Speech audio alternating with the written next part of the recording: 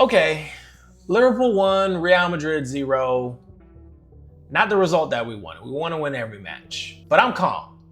But a lot of you are overreacting. A lot of Real Madrid fans, especially a lot of Madrid content creators on here, are losing their minds and just absolutely saying ridiculous things. Some of you are saying Xabi Alonso should be fired. He doesn't know what he's doing.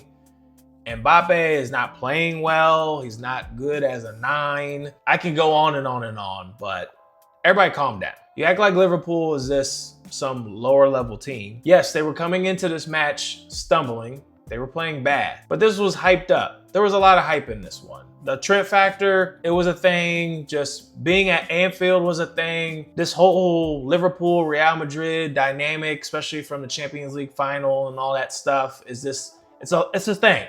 It was all a thing. And there was way more pressure on Liverpool to get a result than Real Madrid in this one. Based on Arne Slot and the form and questioning his tactics and player selection, and this Liverpool not playing up to their abilities in the last couple of games, they needed some kind of result to appease the fans, to start having teams take them seriously. It's not an excuse, but it's a factor. Real Madrid, on the other hand, we came into this game flying. One loss in our last, 15 or 16? But in this game, we looked like a completely different team. This was more of Carlo ball than Xabi ball. The fluid football that we've been seeing was just completely gone. Flat, it was predictable.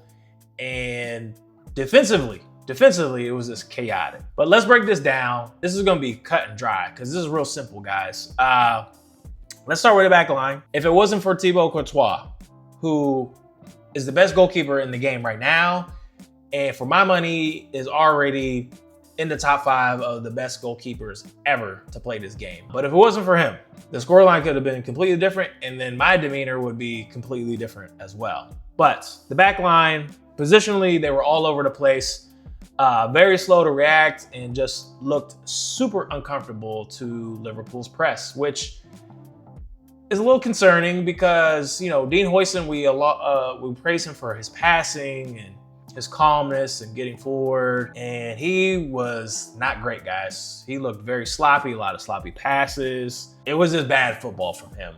Eder Militao was kind of quiet, nothing really memorable from him. Fede Valverde at the right back, okay. Alvaro Carreras, though, he played well. I wouldn't say he locked up Mo Salah, but he held him in check. It was a good duel. Alvaro Carreras, for my money, is the best signing for us so far this season. And I'm gonna make a video specifically highlighting him soon, so stay tuned for that one. But he's been phenomenal. Ever since that Atletico Madrid game, he could have easily just fell off. His confidence could have just been destroyed. But he's bounced back. He's faced Lamine Yamal, put him in his pocket, and then Mo Salah in Anfield. He played well. And then the midfield. Camavinga was disappointing. He had a great game against Barcelona, and he was way off of it in this match. Now look, one thing about football is you're gonna have these ups and downs when it comes to form, okay? Consistency is very hard in this sport. It is. As a player, as a club, Camavinga was disappointing. He had sloppy passes as well too. Tchouaméni, I thought he played well. I thought, for me, other than Courtois, he would have been man of the match for me. I wouldn't say great, but he was better than everybody else. And then Jude, he had some plays in the first half, but then he faded in the second. So the midfield was a disaster. I'm not even gonna talk about Arda Güler because he was very quiet in this one. Just a dip in form from a lot of players. We just allowed Liverpool to do whatever they wanted. They didn't even have to be spectacular against us. We just made it easy for them.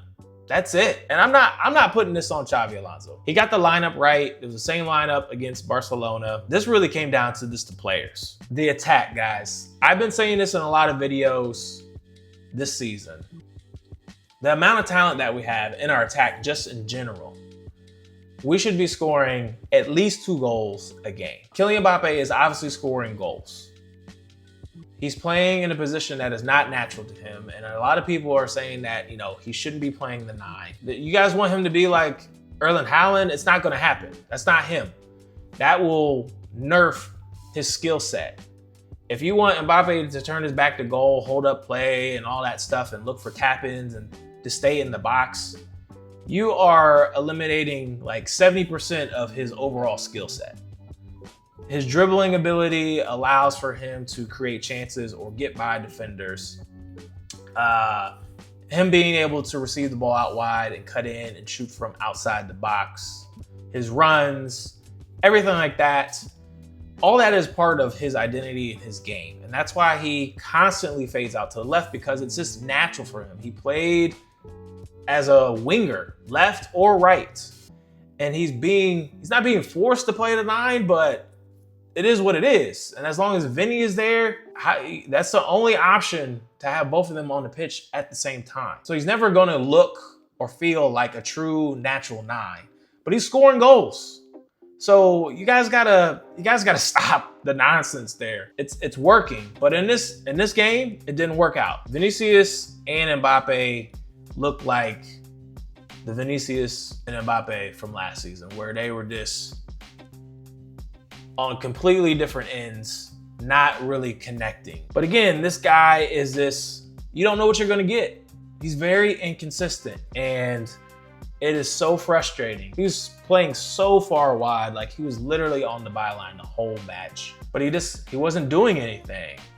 And it was kind of ineffective. Every touch looked rushed, every decision was forced. It just wasn't a good performance from Vinícius. And Mbappé, he made it very easy for Van Dijk and Konate to kind of defend him. There were no runs behind, there was no hold-up play, no presence in the box. There were a lot of balls that were delivered in the box and nobody was there, but that is just not natural for Mbappé. When's the last time you've seen him head in a goal? Okay, so let's not make this excuse. He's not a bad striker. Mbappe's not a bad striker. He's not a striker. He likes to be out wide. So I don't see this as a problem. He is scoring goals, but we gotta get more consistency and link up play between Vinícius and Mbappé. It just has to happen, because if Arda Güler is having a bad game and is not connecting with Mbappé, somebody else needs to step up and make that happen. We'll get into the tactics. Look, I'm not gonna let Xabi Alonso off the hook, but again, I don't think he got it wrong against Liverpool with the lineup. Liverpool were way more organized. I think he could have made some adjustments. I don't understand the tactical sub of Arda Güler for Trent. I understand why he wanted to get Trent in the game, but it was late in the game and we needed a goal.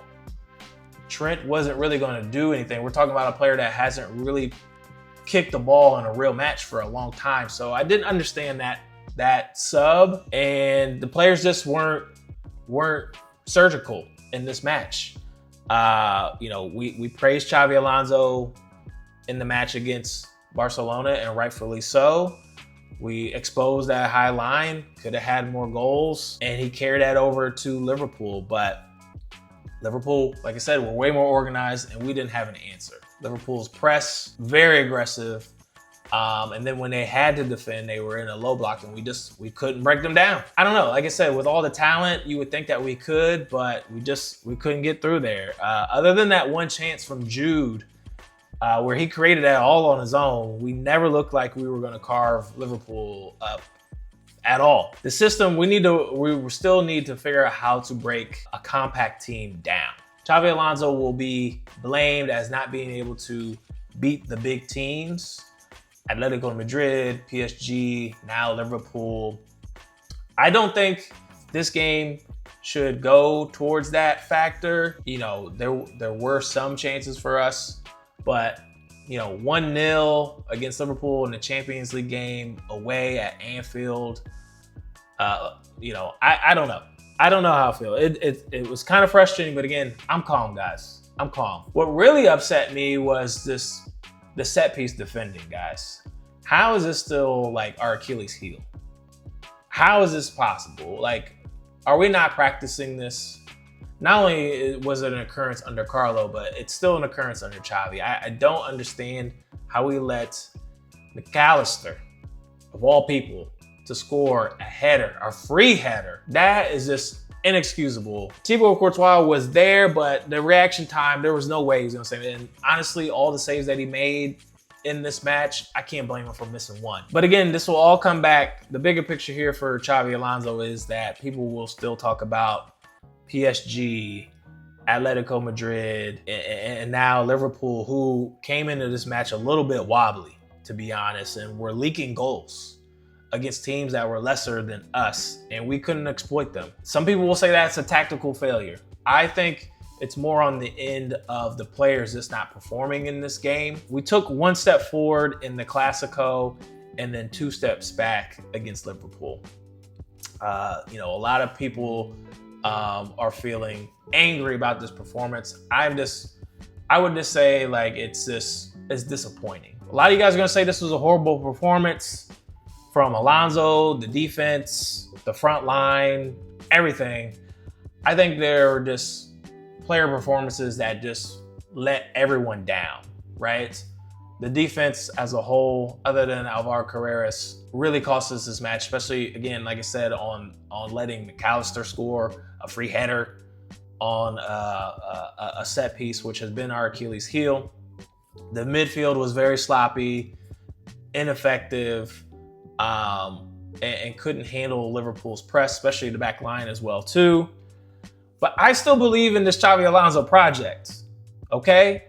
I want to make that very clear because a lot of people are asking for him to be fired, which is just ridiculous, and you should not be listening to those people at all. Those are not real Real Madrid fans. They're just either want clickbait or raging out or whatever. That is nonsense. The progress that we've seen is real, guys. In this game, this will be a reminder that Madrid are still a work in progress, and that is okay. I could see if we were on the other end of having a winning season or looking up on the table in La Liga, but we're not. In the Champions League, we're fine. We are fine. We all knew that this was going to be a tough match, even when the schedule came out. Liverpool deserved the win. I can say that. And we just have some soul searching to do. We have to find our form. Again, being consistent is very hard in this sport. So let me know what you guys think in the comments. Am I being too calm about this? Should I be upset? Are you upset? Do you think Xabi Alonso should be fired? It's ridiculous, but do you believe that? Do you think Mbappé should go back to the left wing permanently? Let me know what you guys think. Thanks for watching. I'm sorry I was late with these videos. I went on a vacation, guys. I needed a beach. All right, I needed to get away. Make sure you do that. Take a mental health break, or just make sure you just take some time for yourself. See you in the next one. A la Madrid. Peace.